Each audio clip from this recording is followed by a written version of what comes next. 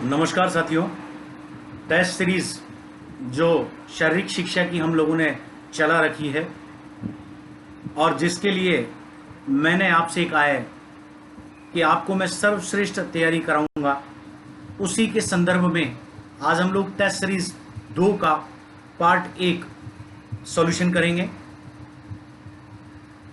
Solution करने से पहले मैं आपको बता दूं कि मैंने ठाना है आपको नेट कराना है। सबसे पहले नीचे सब्सक्राइब कर दें, लाइक और शेयर जरूर कर दें। शारीरिक शिक्षा इससे ज़बरदस्त ट्रेंडिंग में आएगा। जब भी YouTube पर हम कोई वीडियो सर्च करेंगे शारीरिक शिक्षा के रिलेटेड, तो तुरंत प्रभाव से बड़े बड़े विद्वानों के लेक्चर्स एक क्लिक पर आएंगे। आइए, प्रस्तुत है आपका भरत सिंह गुर्जर, फुटबॉल कोच, राजकीय फुटबॉल अकादमी जोधपुर, आपके साथ। मित्रों, बहुत से साथियों की जो डिमांड है, जल्दी जल्दी क्वेश्चन कराइए सर। जल्दी का काम शैतान का होता है, ध्यान दीजिएगा। हमारी असफलता का आधा आधार हम लोग स्वयं जल्दबाजी में बनाते हैं और यही गड़बड़ हम लोग करते हैं कि जल्दी के चक्कर में हम प्रश्नों को क्रैक ही नहीं कर पाते और हम लोग अपना बना बनाया काम बिगाड़ कर आ जाते हैं। तो यह चीज आपको स्पष्ट कर लेनी है। अगर सफलता आपको प्राप्त करनी है तो कछुए और खरगोश की कहानी को याद रखना।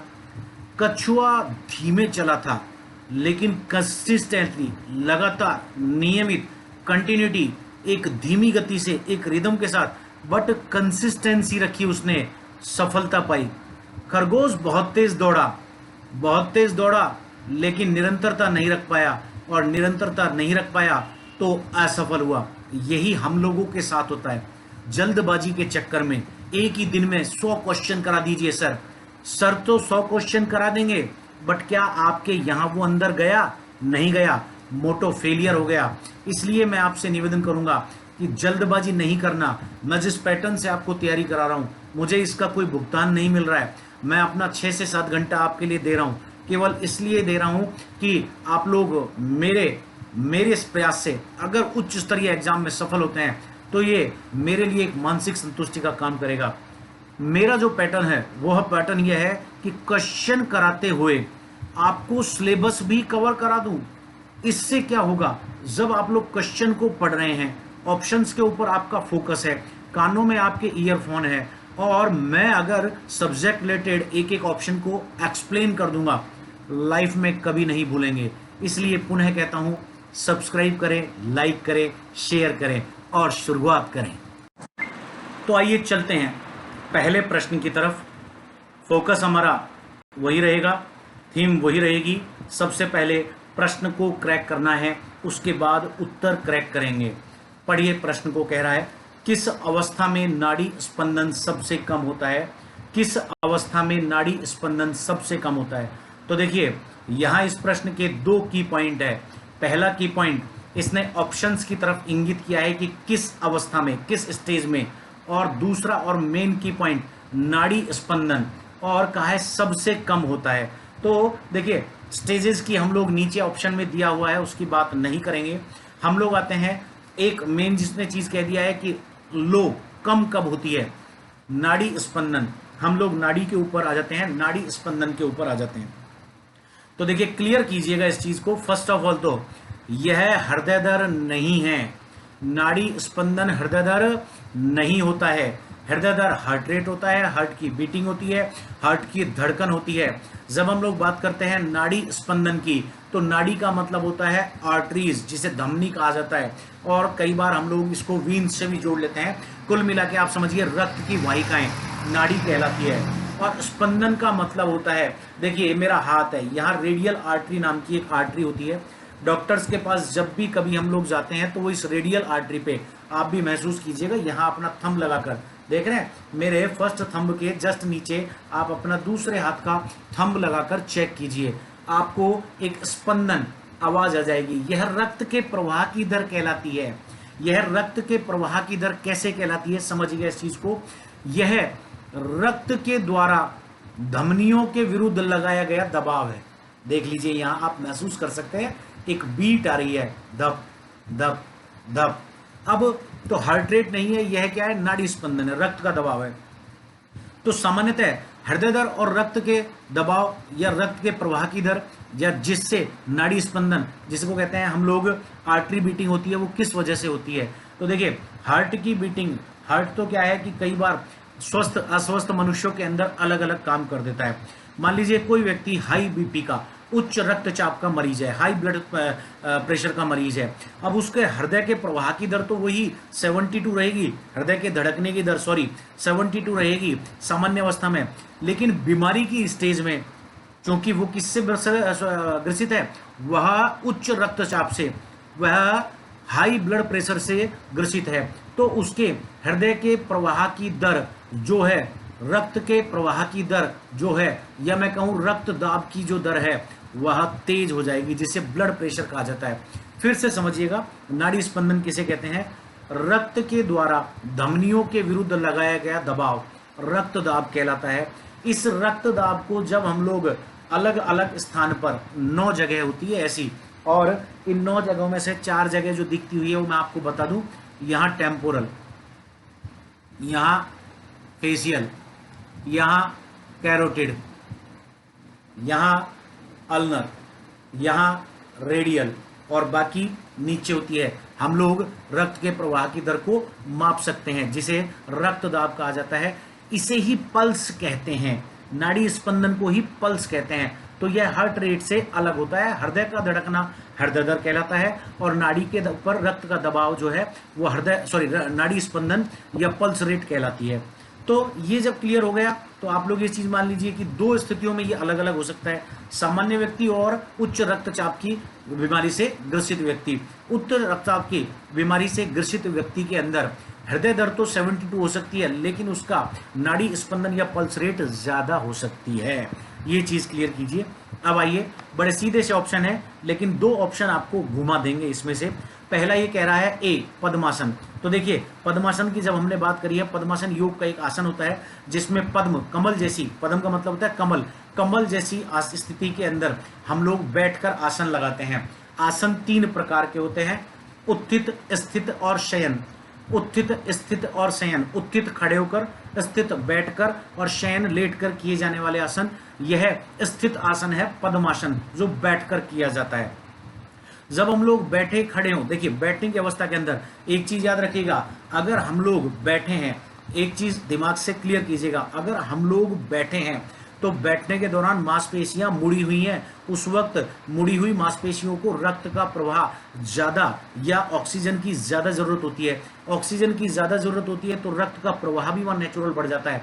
तो जब रक्त का प्रवाह नेचुरल बढ़ गया तो आप ये देख लीजिए कि वहां पर जो क्वेश्चन की डिमांड है, नाड़ी स्पंदन, अभी हमने स्पष्ट किया, रक्त का धमनियों के विरुद्ध लगाया गया दाब रक्त दाब कहलाता है, और यही पल्स कहलाती है, नाड़ी स्पंदन कहलाता है। तो पद्मासन बैठी हुई स्थिति के अंदर हम लोग की मांसपेशी जो है मुड़ी हुई है, आलती पालती मारकर बैठना, तो वहां ऑक्सीजन की ज्यादा जरूरत है, इसलिए वहां पर रक्त का प्रवाह ज्यादा होगा, इसलिए यह ऑप्शन गलत है।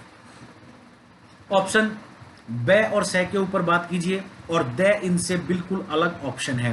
तो ब और श को मैं छोड़कर अभी द ऑप्शन के ऊपर आता हूं, डी ऑप्शन के ऊपर आइए आप। डी ऑप्शन क्या कह रहा है, अनुलोम विलोम के बाद। तो देखिए ये एक प्राणायाम का प्रकार है, जो अष्ट प्राणायाम होते हैं, जिन्हें अष्टांग योग प्राणायाम कहते हैं, जिन्हें महर्षि पतंजलि ने प्रतिपादित किया था। इसके साथ ही अगर हम बात करें घेरंड संहिता के अंदर जो हठ योग का पार्ट होता है, वहां पर भी ये अष्टांग योग के जैसे ही 8 प्राणायाम होते हैं, प्राणायाम के अंदर अनुलोम विलोम अपने आप में एक पाया जाता है। अनुलोम विलोम क्या होता है, एक नाक से सांस अंदर लेना, दूसरी से निकालना, फिर उसी नाक से सांस अंदर लेना और फिर इससे निकालना। अब अनुलोम विलोम से क्या होता है, अनुलोम विलोम से हमारी नाड़ियों की शुद्धि होती है। तो प्रश्न का उत्तर ये आता है कि नाड़ियों की शुद्धि हो रही है, इसका मतलब नाड़ियों के ऊपर से दबाव हट रहा है। बिल्कुल सही बात है, नाड़ियों की शुद्धि हो रही है, नाड़ियों के ऊपर से दबाव हट रहा है। लेकिन एक चीज आपको और क्लियर कर लेनी है, जब हम अनुलोम विलोम कर रहे हैं तो ऑक्सीजन जा रही है, कार्बन डाइऑक्साइड बाहर आ रही है। इसका मतलब अगर हम लोग 1 मिनट में 2 से 3 बार अनुलोम विलोम करते हैं तो 2 से 3 बार ऑक्सीजन अंदर गई और 2 से 3 बार कार्बन डाइऑक्साइड बाहर आई। इसका मतलब रक्त को 2 से 3 बार धमाके के साथ अंदर जाना पड़ा और 2 से 3 बार बाहर कार्बन डाइऑक्साइड को लाने के लिए वापस आना पड़ा।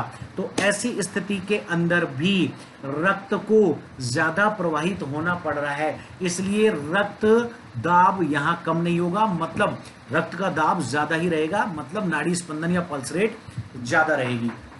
अब आइए आपके साथ, तो प्रश्न का जो उत्तर है ए और द गलत हो गया है, पद्मासन और अनुलोम विलोम गलत हो गया है। अब आइए शयन और मौन। शयन का मतलब सोना और मौन का मतलब चुप रहना। अब यहां थोड़ा सा टिपिकल नेश आएगी, ऑप्शन इन्हीं में से आ रहा है, आंसर इन्हीं में से आ रहा है। शयन और मौन, देखिए मौन की 2 अवस्थाएं हो सकती है, एक समाधि की अवस्था को भी मौन अवस्था कहा जाता है, या मैं कहूं मौन का मतलब बहुत लंबे समय तक चुपचाप बैठना, तो उस बैठना या खड़े रहना या कुछ भी करना। और चूंकि शयन के दौरान भी आदमी मौन ही रहता है, शयन के दौरान भी आदमी मौन ही रहता है, तो इसलिए मौन भी उत्तर सही हो सकता है। लेकिन मैं यहां एक बात स्पष्ट कर दूं, 2 चीजें, कि जब आदमी शयन कर रहा है तो उस वक्त उसके मौन होने की स्थिति इसलिए कम है कि आज की डेट में तनाव के दौर के अंदर 10 में से 5 व्यक्ति जो है खर्राटों की प्रॉब्लम से परेशान है, वो लोग खर्राटे लेते हैं।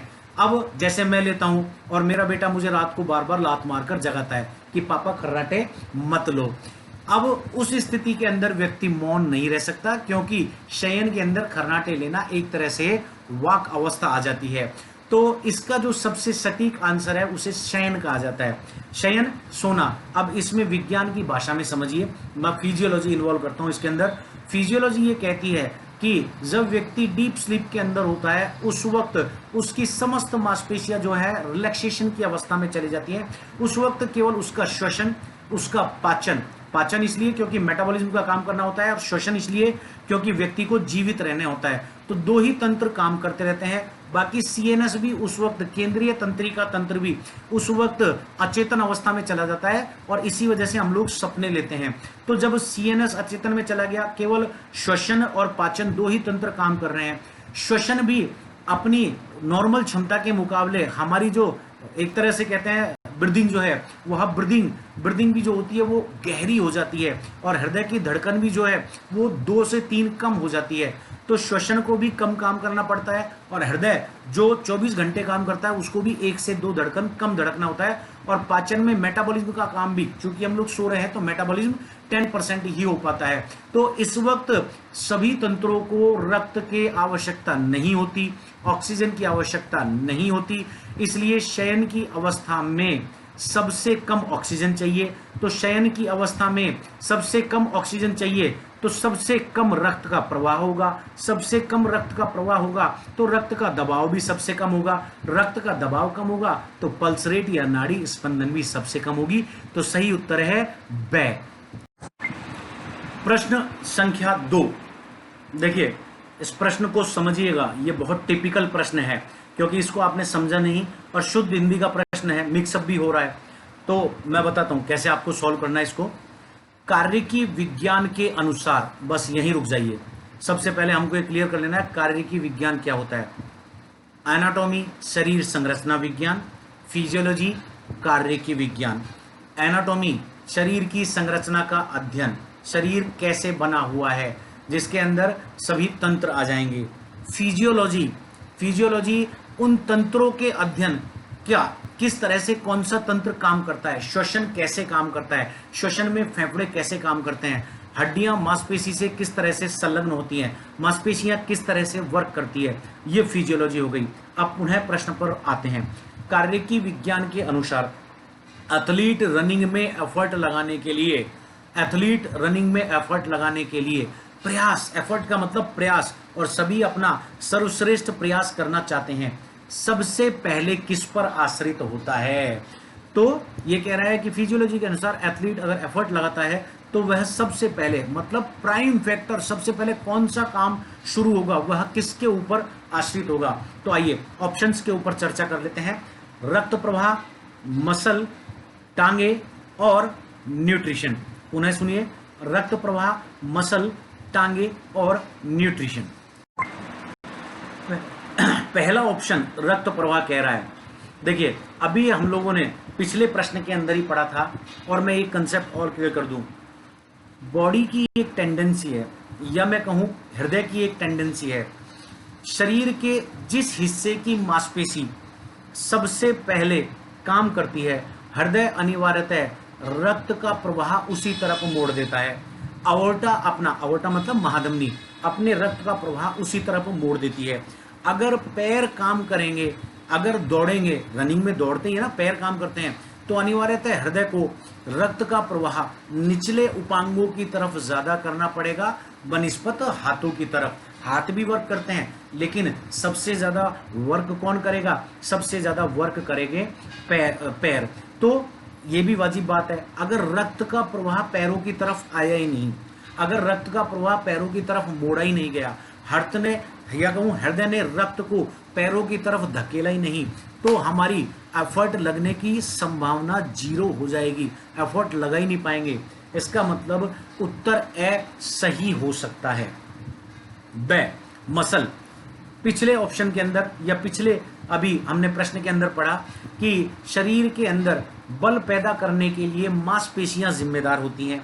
मैंने आपको एक एग्जांपल देकर भी बताया कि मांसपेशियां जो हैं पिछले कुछ चैप्टर्स के अंदर, कि जो मांसपेशी छोटी होती है, मतलब मांसपेशी को काम करने के लिए अनिवार्यतः छोटा होना पड़ता है। शरीर के अंदर मूवमेंट्स या मैं कहूं किसी भी प्रकार की हरकत के लिए जिम्मेदार मांसपेशी होती है, और मांसपेशी सबसे पहले जो काम करती है उसे प्राइम मसल कहा जाता है। वो प्राइम मसल काम करती है तो उसको छोटा होना पड़ता है, ये नियम है। एगोनिस्ट मांसपेशी को जो छोटी होती है उसको एगोनिस्ट कहते हैं, और जो बड़ी होती है उसके विपरीत उसको एंटागोनिस्ट कहते हैं या अगोनिस्ट कहते हैं। एंटा इसलिए क्योंकि वो विपरीत है, अदरवाइज अगोनिस्ट भी कहलाती है। तो मैं कहूं कि ऐसी मांसपेशी जिसको हमने अभी क्लियर किया एगोनिस्ट मांसपेशी, उसके विपरीत काम किया इसलिए एंटागोनिस्ट। तो एगोनिस्ट ही होती है मांसपेशी, ये एगोनिस्ट मांसपेशी। अभी एंटा कौन हो गई? इसके पीछे ट्राइसेप्स। अब एगोनिस्ट कौन हो गई? नीचे वाली। एंटा कौन हो गई? तो समस्त मांसपेशियों को एगोनिस्ट होना ही पड़ता है, उसके लिए उन्हें अनिवार्यतः अपने आकार को छोटा करना पड़ता है। तो मांसपेशियां ही शरीर में बल पैदा करती है, मांसपेशियां बल पैदा करके शरीर को गति देती है। अब मांसपेशी काम कर रही है तो रक्त का प्रवाह अनिवार्यतः उस हिस्से की तरफ जाएगा जिस हिस्से की मांसपेशियां काम कर रही हैं, और मांसपेशी अगर पैरों की एफर्ट लग रही है तो अनिवार्यतः हृदय को रक्त वहां भेजना ही भेजना पड़ेगा ज्यादा मात्रा में। इसका मतलब ये क्वेश्चन बहुत कॉन्ट्राडिक्ट हो गया, क्योंकि रक्त प्रवाह भी सही लग रहा है, मसल भी सही लग रही है। अब आते हैं तीसरे ऑप्शन के ऊपर, टांगे, जो देखने में बिल्कुल एकदम से बेकार सा लग रहा है कि टांगों का क्या योगदान होगा, लेकिन देखिए स्पष्ट कर देता हूं, टांगों का ही सबसे ज्यादा योगदान है, लेकिन तीनों में से, इसका मतलब तीनों ऑप्शन सही हो गए। भाई टांग अगर काम नहीं करेंगी, अगर हम लोग जमीन पर तेजी से पैर नहीं पटकेंगे, तो न्यूटन की गति के तृतीय नियम के हिसाब से, क्रिया और प्रतिक्रिया के हिसाब से, एक पैर नीचे जाएगा तो ही दूसरा पैर ऊपर आएगा। या मैं कहूं कि एक पैर जब जमीन पर जितने ताकत के साथ हम पटकेंगे, जितना बल हम पृथ्वी के विरुद्ध लगाएंगे, उतना ही रिवर्स बल जो है पृथ्वी हमें देगी, जिससे हमारी स्पीड जो है वो जंप अप होगी। तो टांगों को भी काम करना पड़ेगा। तो तीनों ऑप्शन अभी तक सही हो गए, रक्त प्रवाह, मसल और टांगे। चौथे ऑप्शन के ऊपर आ जाइए, न्यूट्रिशन। न्यूट्रिशन ये कह रहा है कि कार्य के विज्ञान के अनुसार एथलीट रनिंग में एफर्ट लगाने के लिए सबसे पहले किस पर आश्रित होता है। एग्जैक्टली न्यूट्रिशन भी इसका उत्तर हो सकता है। अगर देखिए कार्बोहाइड्रेट लोडिंग का आपने नाम सुना होगा, कार्बोहाइड्रेट लोडिंग के अंदर हम लोग क्या करते हैं, टूर्नामेंट से कुछ दिन पहले बॉडी के अंदर कार्बोहाइड्रेट के रिसोर्सेज को खत्म कर दिया जाता है, फिर टूर्नामेंट से 7 दिन पहले उसे इनटेक करना शुरू करते हैं, या इवेंट से 3 से 4 घंटे पहले हम लोग हैवी कार्बोहाइड्रेट डाइट लेते हैं, और उसके बाद लिक्विड कार्बोहाइड्रेट डाइट लेते हैं। तो ये सब हम अपने एफर्ट को बढ़ाने के लिए करते हैं न्यूट्रिशन। या मैं कहूँ कि इवेंट के मध्य में जो हम एनर्जी ड्रिंक लेते हैं, या एनर्जी ड्रिंक की जगह हम लोग कहूँ मैं सादा पानी भी लेते हैं, ये सब किस लिए है? रिहाइड्रेशन करने के लिए है। इसका मतलब न्यूट्रिशन का भी बहुत बड़ा योगदान है। अब देखिए ऐसे प्रश्न जिसके चारों ही उत्तर हमें सही लग रहे हैं, तो क्या करें? तो देखिए इसका सबसे अच्छा तरीका है कि सबसे पहले काम कौन कर रहा है, जब चारों उत्तर सही हो, क्योंकि इसने क्या है, सबसे पहले किस पर आश्रित है, इनमें सबसे पहले काम कौन करेगा। तो अब मैं आपको इसका उत्तर बताता हूं, सबसे पहले काम कौन करेगा। सबसे पहले काम कौन कर रहा है, न्यूट्रिशन। लेकिन क्या न्यूट्रिशन रनिंग में सबसे पहले काम कर रहा है क्या, नहीं। रनिंग का काम तब शुरू होगा जब हम टांगों को हिलाना शुरू करेंगे। जैसे ही टांगे हिलेंगी, क्योंकि टांग जांग से, निचले पैर से और फीट से मिलकर बनी है, तो टांगों को जब हिलाएंगे तो वहां की मांसपेशियां काम करेंगी। मांसपेशियां जब काम करेंगी तो रक्त का प्रवाह ज्यादा होगा। तो न्यूट्रिशन तो सबसे पहले चला गया टूर्नामेंट से या इवेंट से पहले, रनिंग के दौरान नहीं है। ये रनिंग में एफर्ट लगाने कह रहा है। तो तीनों ऑप्शन मैंने आपको बता दिए। सबसे पहले काम किसने किया, टांगों ने। टांगों ने काम शुरू किया तो टांगों की मसल एक्टिव हुई, मसल एक्टिव हुई तो रक्त का प्रवाह बढ़ा। तो सबसे पहले किसने एक्टिविटी शुरू करी, वो एक्टिविटी शुरू करी है टांगों ने। तो इस प्रश्न का सही उत्तर है से टांगे। प्रश्न संख्या 3 खेल मनोविज्ञान का है, और खेल मनोविज्ञान के अंदर रीएनफोर्समेंट का मतलब क्या होता है। यह एक शब्द की परिभाषा पूछ रहा है कि खेल मनोविज्ञान में रीइंफोर्समेंट शब्द का मतलब क्या होता है। तो देखिए, सबसे पहले प्रश्न को हम यही क्रैक कर लेते हैं कि रीइंफोर्समेंट क्या होती है। इस प्रश्न के इस शब्द के दो हिस्से हैं। री का मतलब दोबारा, एनफोर्समेंट का मतलब है पावर या ताकत पहुंचाना, या किसी को हम लोग क्या करें, सपोर्ट करें। अब सपोर्ट करें तो इसका मतलब आप इसके हिंदी अर्थ से लगा लेंगे, इसका मतलब प्रश्न यहीं पर क्रैक हो गया। तो रीएनफोर्समेंट, री का मतलब दोबारा, एनफोर्समेंट का मतलब उसको बूस्ट अप करना, उसको प्रोत्साहित करना या उसको मदद देना। देखिए, आपको उत्तर शायद यहीं पर पता लग गया। तो सबसे पहले हम इसके ऑप्शंस को पढ़ लेते हैं। ऑप्शन ए मदद, ब प्रेरणा, से पारितोषिक और द लाभ। अब हम इसे क्रैक करते हैं। ऑप्शन ए कह रहा है मदद। खेल मनोविज्ञान में रीएनफोर्समेंट क्या है। तो देखिए, यहां अगर एक गतिविधि खेल होती, फुटबॉल, वॉलीबॉल, हैंडबॉल, बास्केटबॉल, और मनोविज्ञान शब्द नहीं होता, तो खेल में रीएनफोर्समेंट का मतलब ऑप्शन ए सही होता, मदद। क्योंकि टीम गेम्स के अंदर जब तक खिलाड़ी आपको मदद नहीं करेगा तब तक आप लोग काम नहीं कर पाएंगे। इंडिविजुअल इवेंट में जब तक कोच आपको मदद नहीं करेगा तब तक आप लोग काम नहीं कर पाएंगे। तो इसका उत्तर जो है मदद, ये गलत है, क्योंकि इसने पूछा है खेल मनोविज्ञान में, ना कि खेल में। ऐसे प्रश्नों को, इसीलिए मैं कहता हूं कई बार कंफ्यूज न होना। नेट जैसे प्रश्न पत्रों को क्रैक करने के लिए हमको एक्स्ट्रा एफर्ट लगाने पड़ता है, बहुत ज्यादा जी जान झोंकनी पड़ती है, दिमाग को 4 गुना ज्यादा स्तर पर ले जाना पड़ता है, बहुत ठंडे दिमाग से प्रश्न को क्रैक करना होता है। तो जैसा कि मैंने रीएनफोर्समेंट का मतलब आपको कहा था, किसी की सहायता करना, और सहायता का हिंदी में अर्थ क्या निकलता है, मदद। लेकिन अभी हमने इसको बिल्कुल स्पष्ट कर दिया कि मदद इसका उत्तर नहीं है, क्योंकि ये खेल मनोविज्ञान की बात कर रहा है, ना कि केवल खेल की। ऑप्शन बे पर आते हैं, प्रेरणा। देखिए, प्रेरणा को मोटिवेशन कहा जाता है, टू मोटिवेट, टू मोटिवेट, या किसी को अभिप्रेरित करना, अभिप्रेरणा देना, प्रेरणा, दोनों एक ही शब्द हैं।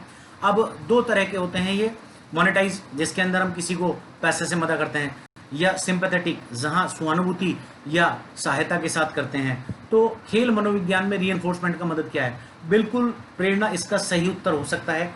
जब एक खिलाड़ी मैदान के अंदर उतरता है तो सबसे पहले उसकी नजर अपने लाखों फैंस के ऊपर, हजारों फैंस के ऊपर जाती है, तो वो अपने आप को प्रेरित महसूस करता है कि आज मुझे अपना सर्वश्रेष्ठ देना है, मुझे अपना 100% से ज्यादा योगदान देना है, और वह बतौर प्रेरित होकर अपने आप को, अगर उसको कहीं कोई दिक्कत है, मोटिवेट महसूस करता है। मान लीजिए कभी किसी खिलाड़ी ने कोई चांस उससे गोल करने का मिस हो गया, और वहां से दर्शकों ने उसको हूट करने की बजाय चीयर अप किया, तो उसको ये रीएनफोर्समेंट मिला कि अगर मैंने गलत किया है तो मैं अगले प्रयास में सही कर सकता हूं।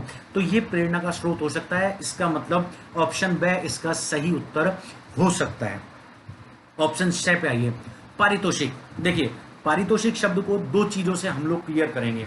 पारितोषिक का मतलब क्या है, पारितोषिक का मतलब है रिवार्ड।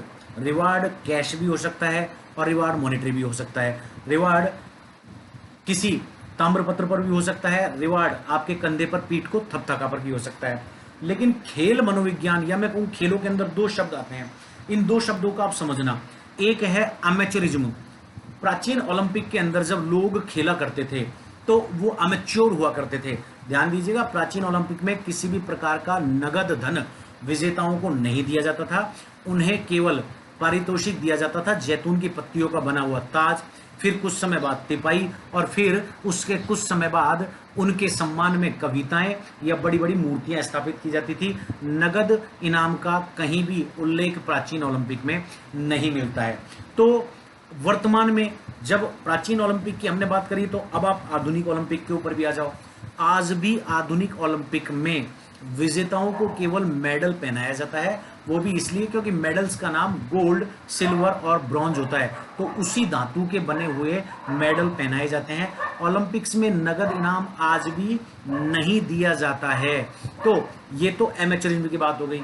अब आज की डेट में बहुत सारी खेल की लीगों के साथ प्रो शब्द जुड़ा हुआ है। ये प्रो शब्द क्या है, इस प्रो शब्द को हम लोग क्लियर करते हैं। ये है प्रो शब्द प्रोफेशनलिज्म का पहला PRO।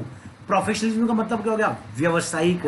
तो व्यवसायिकता जहां आ जाती है वहां खिलाड़ी केवल नगद के लिए खेलता है। ओलंपिक में सभी देशों के खिलाड़ी अपने देश को रिप्रेजेंट करते हैं, लेकिन किसी फुटबॉल की लीग में, किसी क्रिकेट की लीग में किसी भी देश का खिलाड़ी किसी भी क्लब से खेल लेता है, इसे प्रोफेशनलिज्म कहा जाता है। और जो अपने देश की तरफ से सम्मान के लिए खेलता है उसे एमेचरिज्म कहा जाता है। तो हम यहाँ बात कर रहे हैं रीएनफोर्समेंट का मतलब खेल मनोविज्ञान में क्या है। तो पहला उत्तर तो हमने गलत करार दे दिया, लेकिन दूसरा उत्तर प्रेरणा थोड़ा सही लग रहा है। और तीसरा उत्तर पारितोषिक, रीएनफोर्समेंट मतलब पारितोषिक। अगर हम किसी को पैसा देते हैं, नगद देते हैं, तो ये उसकी एक तरह से स्थापित करने में मदद ही तो हो रही है। आज की डेट में सरकार ने बहुत सारी स्कीम चला रखी है, भारत सरकार ने, जैसे tops scheme, target Olympic podium scheme, जिसमें प्रतिभावान खिलाड़ियों को आइडेंटिफाई करके घर बैठे उनको 50 या 1000 या 1 लाख रुपए नगद या अलग अलग कैटेगरीज के अंदर अलग अलग छात्रवृत्तियां दी जाती हैं। तो ये उनको रीएनफोर्स किया जा रहा है। अगर कोई रोजगार नहीं है लेकिन बहुत अच्छा खिलाड़ी है, तो उसको रीएनफोर्स करो ताकि वो अपने खेल से ना हटे। ऑप्शन दे के ऊपर आइए, लाभ। लाभ का मतलब होता है फायदा। तो देखिए, फायदा आप किसी को कैसे दे सकते हैं। फायदा तो आप उसको या तो पारितोषिक लेकर दे सकते हैं या प्रेरणा लेकर दे सकते हैं। तो फायदा, यहाँ लाभ का कोई तुक नहीं निकलता। इसका मतलब ऑप्शन द पूर्णतया गलत है। दो उत्तर हमें सही लग रहे हैं, ब और स। अब इनमें से सही कौन सा है? तो सही की हम बात करें प्रेरणा। ब की जब हमने बात करी, एक खिलाड़ी जब मैदान के अंदर जाता है तो वह प्रेरणा लेता है अपने दर्शकों से। यह दर्शक दीर्घा में अगर उसकी माँ, गर्लफ्रेंड, भाई, पिता कोई बैठा हुआ है या कोई बहुत ही क्लोज दोस्त बैठा हुआ है तो उनसे प्रेरित होता है, तो वो उनको रीएनफोर्समेंट करते हैं, मतलब उनको रीएनफोर्स करते हैं उनको देखकर। लेकिन इससे ज्यादा सटीक उत्तर के ऊपर आइए। सटीक उत्तर क्या है? पारितोषिक। देखिए, जब भी एक खिलाड़ी खेलता है तो उसका एक उद्देश्य होता है, उद्देश्य होता है मैं जीत हासिल करूं। और जीत हासिल करूं तो आपने ऐसे हजारों खिलाड़ी देखे होंगे, आपने अखबारों के अंदर पढ़ा होगा कि उस खिलाड़ी को वहां बेरोजगारी की वजह से पान की दुकान लगानी पड़ी या अपने मेडल बेचने पड़े। तो जब तक खिलाड़ी को पारितोषिक नहीं मिलेगा, उसको कैश बेनिफिट नहीं मिलेंगे, तब तक वो खिलाड़ी जो है अपने आप को रीएनफोर्समेंट नहीं कर पाएगा, अपने आप को रीएनफोर्स नहीं कर पाएगा।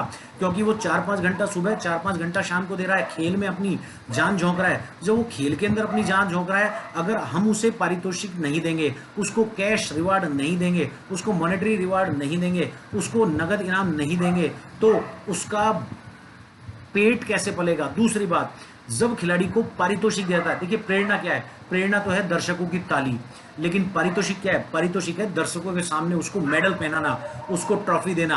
तो वो उसको ज्यादा प्रेरित करता है बतौर दर्शकों की ताली के। एक खिलाड़ी, ताली तो हर मैच में बजती है, लेकिन फाइनल मैच में हर टीम जाना चाहती है और फाइनल मैच के अंदर दोनों टीमें जीतना चाहती है। ताली तो दोनों टीमों के लिए बज रही है, लेकिन किस जीत के लिए? ताकि हमें गोल्ड मेडल मिले, ना कि सिल्वर मेडल। तो प्रेरणा से ज्यादा सटीक उत्तर कौन सा है? पारितोषिक। तो इस प्रश्न का सही उत्तर हो गया स, पारितोषिक। प्रश्न संख्या 4, सुमेलित करो। देखिए, मैं बार बार कहता हूं कि ऐसे प्रश्न दिखने में तो एक होते हैं, लेकिन ये 4 प्रश्नों का समावेशन होते हैं। इसलिए ऐसे प्रश्नों को सॉल्व करते वक्त हमें एक दूसरे का इंटरलिंक जरूर निकालना चाहिए। अगर आपका एक ऑप्शन गलत हो गया तो बाकी तीनों पर मेहनत पर पानी फिर गई। तो देखिए, ये कह रहा है कि 4 चीजों को 4 उत्तरों से सम्मिलित करना है। गोला फेंक, फुटबॉल किक, लॉन्ग जंप और मैराथन। 4 खेल गतिविधियां हैं गोला फेंक, फुटबॉल किक, लॉन्ग जंप और मैराथन। अब इसने ऑप्शंस में 4 मैं कहूँ एक तरह से किन्सियोलॉजी और स्पोर्ट्स ट्रेनिंग का मिश्रण कर दिया है। Total body force, explosive strength, speed, endurance और बल। ये कहना चाह रहा है कि किस एक्टिविटी के अंदर किस चीज का ज्यादा प्रयोग होता है। तो देखिए सबसे पहले हमें इसके प्रश्नों को देखना है। गोला फेंक, फुटबॉल किक, लॉन्ग जंप और मैराथन। गोला फेंक एक ऐसी क्रिया है जिसके अंदर हम लोगों को अधिकतम बल या पावर का प्रयोग करना होता है। अधिकतम बल या पावर का प्रयोग करें तो उसके लिए 2 ऑप्शन सही निकल कर आ रहे हैं। एक्सप्लोजिव स्ट्रेंथ, जिसे विस्फोटक शक्ति कहा जाता है, और बल। लेकिन जब हम एक्सप्लोजिव स्ट्रेंथ की बात करते हैं तो देखिए एक्सप्लोजिव स्ट्रेंथ का सीधा सीधा अर्थ हो गया विस्फोटक शक्ति करना। विस्फोटक शक्ति कब होती है? जब विस्फोटक शक्ति जब होती है, मान लीजिए मैंने 100 केजी का स्क्वाट लगाना है, मुझे 100 केजी मेरे कंधे पर भार है, मैं नीचे बैठा और खड़ा हुआ, इसे विस्फोटक शक्ति या विस्फोटक या एक्सप्लोजिव स्ट्रेंथ कहा जाता है। या मैं लॉन्ग जंप के लिए भागते हुए आ रहा हूं और एकदम से मैंने टेक ऑफ बोर्ड के ऊपर पूरी पावर से पैर मारा और मुझे जंप मिला, तो वो एक्सप्लोजिव स्ट्रेंथ होती है। गोला फेंक के अंदर हमें पूर्णतया गोले के अंदर अपने शरीर के बल को स्थानांतरित करना होता है। तो जब मैं बात कर रहा हूं अपने शरीर के बल को, तो यहां एक बात और आ गई है, टोटल बॉडी फोर्स। ये ऑप्शन भी इससे मिल रहा है। तो टोटल बॉडी फोर्स और बल में से देखिए गोला फेंक में टोटल बॉडी फोर्स, गोला फेंक में केवल अपर लिम्स जो है वो बल जनरेट करते हैं, लोअर लिम्स जो है सर्कल ट्विस्टिंग का काम करते हैं, जिसे मैं कहूं पेरी ओब्रायन, वो टेक्निक भी होती है, ठीक है। अब वहां पर टोटल बॉडी फोर्स जनरेट नहीं हो पाता है, वहां केवल वो स्पीड जनरेट करता है। जो गोला फेंक का है या शॉर्ट पुटर का जो टर्न है वो स्पीड जनरेट करता है। उस स्पीड से क्या पैदा होता है? बल पैदा होता है। तो इसका मतलब हमने देख लिया, क्योंकि स्पीड का तो गोले से लेना देना है ही नहीं, स्पीड इंड्योरेंस का, तो इसका सटीक उत्तर क्या हो गया? 4। तो देखिए जब आपको ऐसे प्रश्नों में जब आपने देख लिया कि 4 किसके सामने लिखा हुआ है, ए ऑप्शन के सामने लिखा हुआ है, बाकी किसी में है ही नहीं, इसका मतलब आंख बंद करके टिक कर दो, क्योंकि बाकी के किसी ए ऑप्शन में नंबर 4 डाला ही नहीं है, मतलब यही प्रश्न क्रैक हो गया। फिर भी चलो हम लोग आगे पढ़ लेते हैं। फुटबॉल किक की बात कर रहा है। देखिए फुटबॉल किक एक ऐसी किक है जिसके अंदर पैर पहले पीछे जाता है और फिर पावर पैदा कर कर बॉल को आगे लेकर आता है और फिर फॉलो थ्रू में आगे जाता है। तो फुटबॉल किक पैर का पीछे जाना, उस वक्त हाथ जो है बैलेंस बनाने का काम करते हैं और वो भी बॉडी को स्विंग देते हैं जिससे फोर्स जनरेट हो सके। तो जब फुटबॉल किक की हमने बात करी तो वहां पैरों ने भी बल पैदा किया और हाथों ने भी स्विंग देकर बल पैदा किया। इसका मतलब फुटबॉल किक का सही मिलान होगा टोटल बॉडी फोर्स से। अब आते हैं लॉन्ग जंप। लॉन्ग जंप को मैं भी आपको क्रैक करा ही चुका हूं। मैंने क्या बताया? एकदम से टेक ऑफ बोर्ड के ऊपर पूरी पावर के साथ पैर रखना और वापस जंप लेना, ये एक्सप्लोजिव स्ट्रेंथ कहलाती है। अभी मैंने बताया। और ऑप्शन ए की बचा है स्पीड इंड्योरेंस, जो किससे मिलेगा? मैराथन से। और मैराथन में यही किया जाता है। स्पीड इंड्योरेंस क्या होती है? स्पीड इंड्योरेंस की परिभाषा है थकान की परिस्थितियों में भी स्पीड को बनाए रखना। अब मैराथन तो 2 घंटे 1 घंटे की होती है। अब वहां अगर बात करूं, आपको बहुत लंबे समय तक इंड्योरेंस की एक्टिविटी करनी है, लेकिन जो टॉप स्पीड को बनाए रखेगा वही सबसे कम समय में मैराथन पूरा कर पाएगा। इसलिए स्पीड इंड्योरेंस मैराथन से मिल गया। तो इसका सही उत्तर है ए 4 1 2 3। गोला फेंक में बल चाहिए, फुटबॉल किक में टोटल बॉडी फोर्स चाहिए, लॉन्ग जंप के अंदर एक्सप्लोजिव स्ट्रेंथ चाहिए और मैराथन के अंदर स्पीड इंड्योरेंस चाहिए। अंतिम प्रश्न, प्रश्न संख्या 5, टेस्ट सीरीज 2 पार्ट 1 का। पाठ्यक्रम का ढांचा संपूर्ण रूप से कैसा होना चाहिए? पाठ्यक्रम का ढांचा संपूर्ण रूप से कैसा होना चाहिए? तो देखो 2 बात करिए इसने। सबसे पहले तो ये देखिए आपके पाठ्यक्रम नियोजन से आया है ये प्रश्न जो है, जिसको करिकुलम डिजाइन कहा जाता है, करिकुलम प्लान कहा जाता है। पाठ्यक्रम का ढांचा, देखिए यहां इसने पाठ्यक्रम की बात नहीं करी है, यहां इसने ढांचे की बात करी है। ढांचा क्या होता है? ढांचा खाका होता है, ऐसा खाका, मकान की नींव जिसके ऊपर हम मकान खड़ा करते हैं। ढांचा बेस, हमारी हड्डियों का कंकाल जिस पे संपूर्ण शरीर खड़ा हुआ है। तो इसने पाठ्यक्रम की बात ना कर उसके बेस की बात करी है कि बेस कैसा होना चाहिए। अगर यही समझ गए तो प्रश्न क्रैक हो गया। संपूर्ण रूप से कैसा होना चाहिए। अब देखिए इसने संपूर्ण रूप की जब बात करती है तो इसने कह दिया सभी का समावेशन हो। सभी का समावेशन कैसे होगा? तो देखिए ऐसे प्रश्न बड़े टिपिकल होते हैं, ऐसे प्रश्नों के उत्तर गलत होने के चांसेस बहुत ज़्यादा होते हैं, इसलिए ऐसे प्रश्नों का उत्तर बहुत सोच समझ के देना है। जैसा कि मैंने अभी आपको बताया, हम लोग पहली गलती कहाँ कर जाते हैं, हम लोग उसकी थीम ही नहीं समझ पाते कि पाठ्यक्रम, हम लोग सोचा कि पाठ्यक्रम की बात कर रहा है, पाठ्यक्रम कैसा होना चाहिए, जबकि इसने किसकी बात करी है, पाठ्यक्रम का ढांचा, मतलब उसका खाका जब हम बनाने जा रहे हैं पाठ्यक्रम को, वो कैसा होना चाहिए, उसका बेस कैसा होना चाहिए। तो देखिए ऑप्शंस पे आइए, चारों ही ऑप्शन सही है यार इसके। तो मल्टी डायमेंशनल मतलब बहुमुखी या कहूं चतुर्मुखी। मल्टी डायमेंशनल का मतलब होता है, देखिए डायमेंशंस किसको कहते हैं, डायमेंशंस एक तरह से मैं अगर बात करूं तो विभिन्न दिशाओं के अंदर किया जाने वाला काम, या एक सर्कल से निकली हुई बहुत सारी लाइनें जिन्हें डायमेंशंस कहा जाता है। जैसे सूर्य किरण फॉर्मेशन होती है, सन रेज जिसे कहा जाता है, विभिन्न दिशाओं के अंदर निकलती है। अब ये कह रहा है कि पाठ्यक्रम का ढांचा संपूर्ण रूप से मल्टी डायमेंशनल, बिल्कुल इसका उत्तर सही हो सकता है। क्योंकि जब हम बात करते हैं मल्टी डायमेंशनल की, देखिए एक पाठ्यक्रम हम कैसा बनाते हैं, उसके अंदर ऑब्जेक्टिव प्रश्न भी डालते हैं, उसके अंदर सब्जेक्टिव प्रश्न भी डालते हैं, उसके अंदर एमसीक्यूज भी डालते हैं, उसके अंदर शॉर्ट आंसर्स भी डालते हैं, उसके अंदर वेरी शॉर्ट आंसर्स भी डालते हैं, उसके अंदर ऑब्जेक्टिव प्रश्न भी डालते हैं। ये मल्टी डायमेंशनल कहलाता है कि एक ही विषय के अंदर जब आपने विद्यार्थी को पढ़ा दिया तो उसके विकास को, उसके दिशा को किस तरह से निर्धारित करना है, ये अलग अलग तरह से हम लोग डिसाइड करते हैं। तो ये भी सही हो सकता है। नंबर 2, कौशल आधारित। देखिए कौशल आधारित बिल्कुल सही है। स्किलफुल डेवलपमेंट पाठ्यक्रम की आज की डेट में बहुत ज़्यादा डिमांड चल रही है। सरकार का तो कहना ही है कि स्किल डेवलपमेंट के ऊपर आप लोग बहुत ज़्यादा फोकस कीजिए, इसलिए पाठ्यक्रम आज की डेट में स्किल डेवलपमेंट बेस्ड बनाए जा रहे हैं। किस तरह से आपके अंदर कौशल पैदा किया जाए, जिस कौशल से आप अपना एक रोजगार खड़ा कर पाएं और किसी के बस पे आप आश्रित ना रहें, ये इसका कहने का मतलब है। तो देखो कितना जटिल प्रश्न है।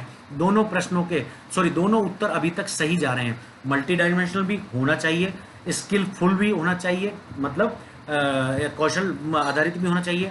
नंबर 3, विकासिक शिक्षा, डेवलपमेंट ओरिएंटेड शिक्षा, बिल्कुल सही, ये भी हो सकता है। डेवलपमेंट ओरिएंटेड का मतलब है किसी समाज को आप रूढ़ी की, किसी समाज को आप कस्टम्स की परिपाटी में ना बांधे कि 100 साल पहले ये चलता था और आज भी आपको यही चलाना है। टाइम इज चेंजिंग, समय परिवर्तित हो रहा है। 100 साल पहले प्रकाश की गति मापी नहीं जा सकी थी, आज प्रकाश की गति हम लोग मापते हैं। सुपरसोनिक जो जेट फाइटर्स है वो आज की डेट में उड़ते हैं। और मैं कहूं कि मोबाइल जैसी टेक्नोलॉजी 20 साल पहले कोई जानता भी नहीं था कि मोबाइल नाम की कोई चीज होगी। ये तभी हो पाया है जब हमने डेवलप्ड या डेवलपिंग एजुकेशन के ऊपर फोकस किया है। इसको एक तरह से हम लोग वोकेशनल भी कह सकते हैं, वोकेशनल, जहां व्यावसायिक शिक्षा की हम लोग बात करते हैं, अपने विकास की तरफ सोचते हैं। तो देखिए ये ऑप्शन भी सही हो सकता है। नंबर 4, विद्यार्थी लक्षित, बिल्कुल सही बात है। अगर विद्यार्थी आपका लक्ष्य होगा ही नहीं कि किस तरह से हमें स्टूडेंट को फोकस करना है, स्टूडेंट को आगे बढ़ाना है, तो ऐसा पाठ्यक्रम बेकार है। तो देखिए चारों ऑप्शन इस प्रश्न के सही हैं। अब इसका उत्तर क्या होगा, इसीलिए कह रहा हूं सब्सक्राइब कर लो, सब्सक्राइब कर लो, सब्सक्राइब कर लो। मैंने ठाना है नेट पास कराना है। ऐसा प्रश्न जिसके चारों उत्तर सही हो वहां बड़ी दिक्कत हो जाती है। अब दिक्कत हो जाती है तो कोई बात नहीं, मैंने कहा जो सबसे सटीक हो। अब कई प्रश्न तो ऐसे होते हैं जो प्रारंभिक की बात करते हैं और कई प्रश्न होते हैं जो अंत की बात करते हैं। तो देखिए इस प्रश्न के ऊपर वापस आइए। इसने कहा है पाठ्यक्रम का ढांचा संपूर्ण रूप से होल, संपूर्णता कब होती है, कार्य के अंत में होती है। इसने प्रारंभ की बात नहीं करी है। इसने कहा है ढांचा तो आप बना लो, लेकिन वो संपूर्ण मतलब अंत में कैसा होना चाहिए। तो अब ये प्रश्न सॉल्व हो जाएगा। पहले हम बात करते हैं ढांचे की। ढांचा जब हमने बनाया तो उसका बेस हमने रखा कि मल्टी डायमेंशनल पाठ्यक्रम होगा, उसमें एसएक्यूज भी होंगे, एमसीक्यूज भी होंगे, शॉर्ट आंसर्स भी होंगे, लॉन्ग आंसर्स भी होंगे, वेरी शॉर्ट आंसर्स भी होंगे, उसमें सब्जेक्टिव भी होगा, उसमें ऑब्जेक्टिव भी होगा। बिल्कुल सही है। ढांचा जब हमने बनाया तो हमने उसको कहा कि ये स्किलफुल पाठ्यक्रम होगा, और ढांचा जब हमने बनाया तो हमने ये कह दिया कि ये विद्यार्थी लक्षित होगा, मतलब विद्यार्थी का इससे डेवलपमेंट हो। लेकिन विद्यार्थी का डेवलपमेंट हो, अंतिम कीवर्ड को पकड़ना। अंतिम कीवर्ड क्या है, डेवलपमेंट हो। अगर पाठ्यक्रम विकास की तरफ ले जाने वाला नहीं है, अगर पाठ्यक्रम विकासिक शिक्षा की तरफ नहीं है तो वो आपको खत्म कर देगा। भले ही पाठ्यक्रम विविध आधारित हो, विविधतापूर्ण हो, मल्टी डायमेंशनल हो, लेकिन उसका उद्देश्य विकास नहीं है। उसका उद्देश्य नेस्तो नाबूद करना है, डिस्ट्रॉय करना है। जैसा आज की डेट में आतंकवादी कर रहे हैं, उनको भी एक पाठ्यक्रम पढ़ाया जाता है, लेकिन उनका उद्देश्य क्रिएशन नहीं, उनका उद्देश्य डिस्ट्रक्शन है। इसलिए पाठ्यक्रम कैसा होना चाहिए? डेवलपमेंट बेस्ड, कौशल आधारित। कौशल तो आतंकवादी भी सीखता है, एक देश से दूसरे देश में आकर आतंकवाद करता है, कौशल ही तो है, हुनर तो है उनका, लेकिन क्या वो डेवलपमेंट के लिए है? नहीं, वो डिस्ट्रॉय करने के लिए है।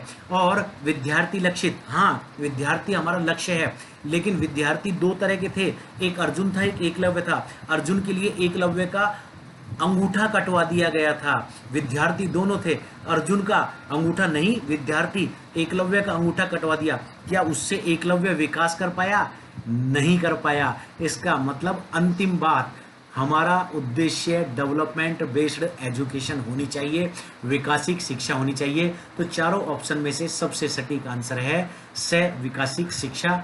अगर लेक्चर पसंद आए और भविष्य में ऐसे लेक्चर चाहिए, दबा के लाइक करो, दबा के सब्सक्राइब करो, दबा के शेयर करो। लाता रहूँगा। मैंने ठाना है आपको नेट पास कराना है। जय हिंद।